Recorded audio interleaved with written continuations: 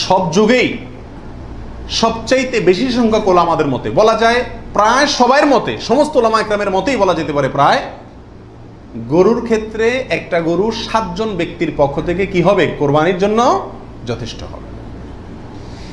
এক্ষেত্রে বিচ্ছিন্নভাবে যে 2-1 জন আলেম বলছেন যে গরু হোক আর ওট হোক একজন থেকে হবে, 7 জন থেকে হবে না, তাদের যুক্তিগুলা খুবই ঠুনকো এবং খুবই দুর্বল। নবী আলাইহিস সালাম যে সফরে একাধিক ব্যক্তিকে কোরবানিতে অংশগ্রহণের সুযোগ দিয়েছিলেন, তারা বলেন যে এটা সফরের জন্য নির্দিষ্ট, অথচ নবী আলাইহিস সালাম সেটা নির্দিষ্ট করেন নাই, এটা ওনারা নির্দিষ্ট করছেন।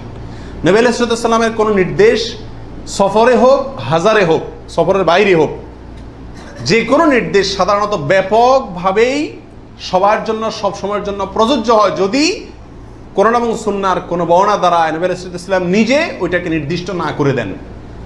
তিনি সফরে যদি কোনো নির্দেশ করেন, ওই সফরের বাইরের জন্য সেটা কার্যকর হবে কি হবে না? যদি কেউ সফরের জন্য নির্দিষ্ট করতে চায় তাহলে তার জন্য পৃথক দলিলের প্রয়োজন। বিধায় এটাই হলো বেশিরভাগ ওলামা ইকরামের মত। বিচ্ছিন্নভাবে কোনো আলেমের মত থাকতে পারে, কিন্তু সে 1-2 জন আলেমের কথা না শুনে সংখ্যাগরিষ্ঠ ওলামা ইকরামের মতের উপর আমল করবেন। গরুর ক্ষেত্রে 7 জনের পক্ষ থেকে যথেষ্ট হবে। তবে একটা কথা এখানে বলতেই হবে, সেটা হলো উত্তম হলো একাকী দেওয়া।